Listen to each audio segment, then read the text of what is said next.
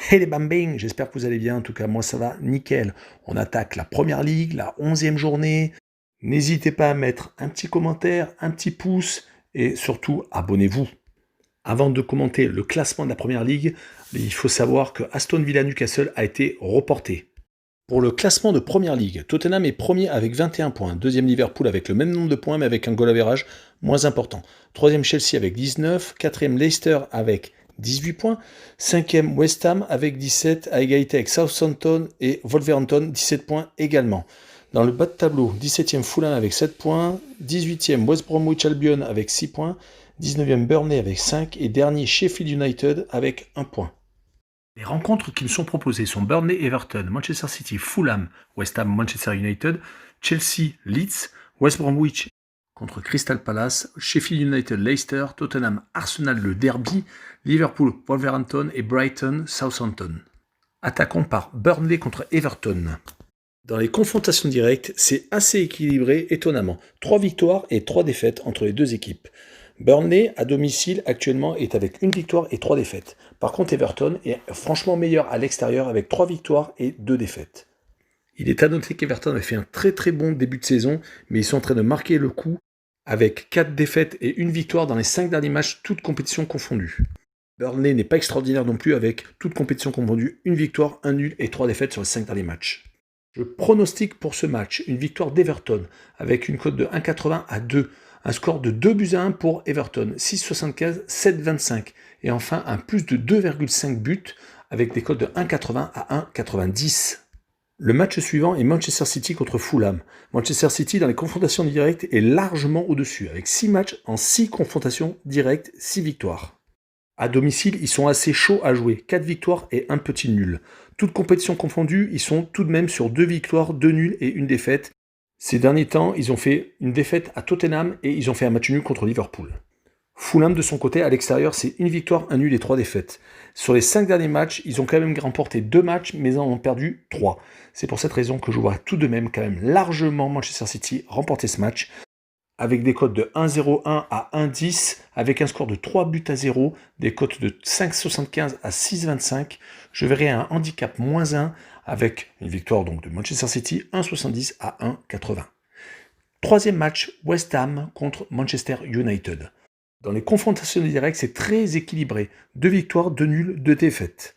À domicile, West Ham est vraiment très bien. 3 victoires et 1 petit nul. Par contre, Manchester United à l'extérieur est extraordinaire, avec 4 victoires en 4 matchs. Par contre, West Ham est tout de même sur 3 victoires consécutives, alors que Manchester, lui, de son côté, est avec 4 victoires consécutives. Pour cette rencontre, mon pronostic est un match nul entre West Ham et Manchester United. 3,30 à 3,50, à 1 but partout, 5,75, 6,25. Je vois les deux équipes marquer 1,40 à 1,50. Le prochain match est Chelsea contre Leeds. Dans les confrontations directes, Chelsea mène 4 victoires, 1 nul et 1 défaite. À domicile, Chelsea c'est quand même assez moyen, avec 2 victoires, 2 nuls et 1 défaite. Par contre, actuellement, ils sont sur une série sur les 5 derniers matchs de 4 victoires et de 1 nul. Leeds est actuellement franchement meilleur à l'extérieur qu'à domicile. Ils sont sur 3 victoires et 2 défaites à l'extérieur. Ils sont tout de même sur une série pas trop mauvaise. Ils viennent de gagner à Everton. Ils avaient fait match nul avant ça contre Arsenal. C'est pour cette raison que je vais faire un match nul entre ces deux équipes. 3,80 à 4 avec un score de 2 buts partout, 10,75, 11,25. Je vois un N2 avec 2,15 à 2,35. Pour le prochain match, il s'agit de West Bromwich contre Crystal Palace. Je vois un match nul entre ces deux équipes.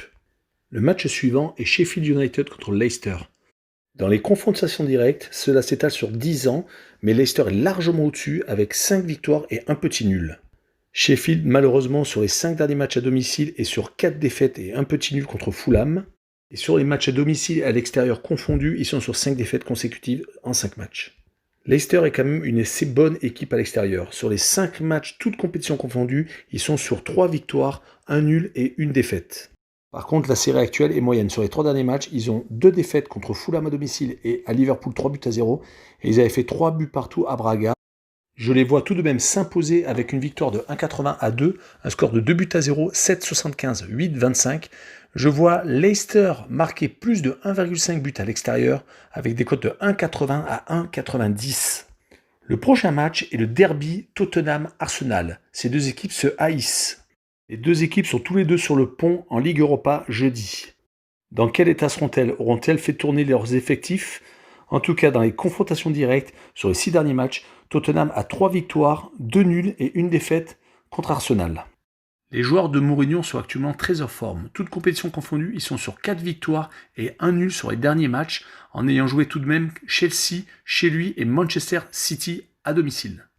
Arsenal, quant à lui, sort d'une défaite à domicile contre Wolverhampton, et ils avaient gagné avant ça contre Molde en match aller-retour en Ligue Europa. Ils ont également perdu à domicile contre Aston Villa.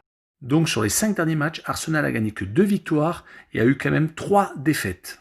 Je vois donc une victoire étriquée de Tottenham, de 1,80 à 2, un score de 2 buts à 1, 6,75 à 7,25. Je vois les deux équipes marquées, 1,50 à 1,60. L'avant-dernier match est Liverpool contre Wolverhampton. Dans les 6 dernières confrontations directes, 4 victoires de Liverpool et 2 victoires des Wolves.